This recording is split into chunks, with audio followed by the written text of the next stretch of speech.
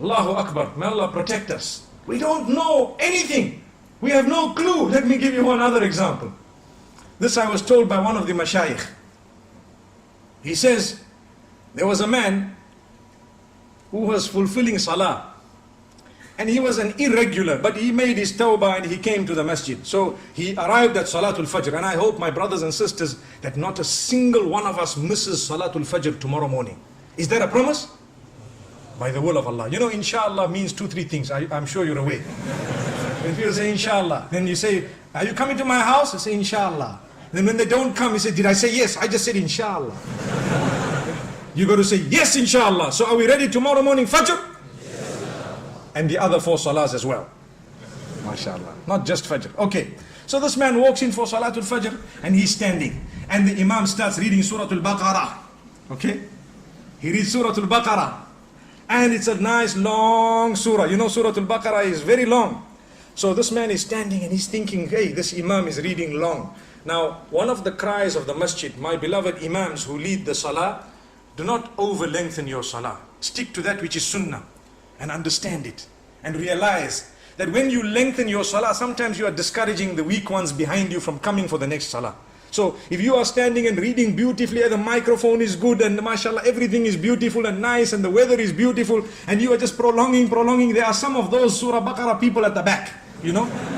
So you need to remember they are still a bit weak, you know. So that is one of the cries of the masjid is, you know, calm down, cool it a little bit. Maybe you rather read a bit shorter so they come back. And we don't want to read quick in a way that we are insulting Allah. You know, Taraweeh time in the house of Allah, many of the Imams, they read like a Concorde. That's why they have stopped the Concorde now. Do you know that? Concorde is blocked, banned, finished, no more. All of them that are still there, they are just in museums because it's too fast. We have Concorde Salah. Alhamdulillah. What is that? Yeah, what is that? You are insulting Allah subhanahu wa ta'ala. Rather read short and clear than to read long and unclear, an insult to Allah. Who said you have to finish the Quran? To finish the Quran is a sunnah which is very great, but not at the expense of speed, never ever.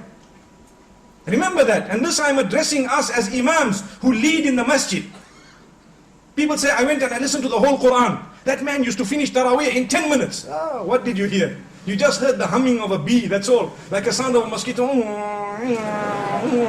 coming to your ear. And that's all you knew. May Allah protect us. So this man came in for salah and he's reading the Surah Al-Baqarah is being read. And at the end of the salah, you know, he looked at the man next to him, nudged him. He says, hey, this Imam read very long. Which surah did he read? So he says, it is called Surah Al-Baqarah, which means the cow. And it is the longest surah in the Quran. So he said, okay, now I must ask before I start my salah, which surah is being read? So Al-Baqarah was very, very long. So now he came for Salatul Maghrib, the poor fellow, and he started Allahu Akbar. So Imam finished Waladhalin and he starts Alam tara kayfa fa'ala rabbuka bi ashabil fil. So this man nudges the other one and says, you know what, before you start, what surah is this? He says, this is the elephant, Al-Fil.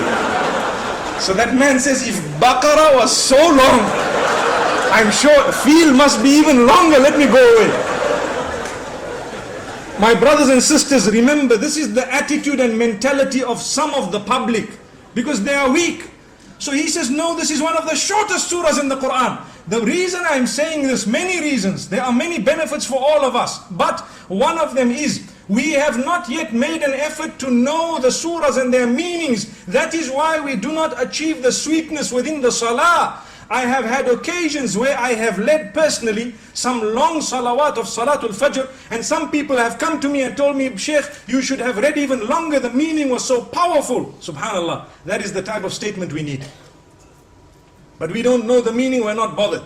Like I always say, we've studied so many books in order to achieve all those ology degrees we spoke about moments ago. But we haven't studied the one book of Allah subhanahu wa ta'ala, nor have we studied the sunnah of Muhammad sallallahu alayhi wa sallam. It requires an effort, it requires dedication, it requires time off work, it requires a lot. You have no guarantee that you will live to old age when you can do that.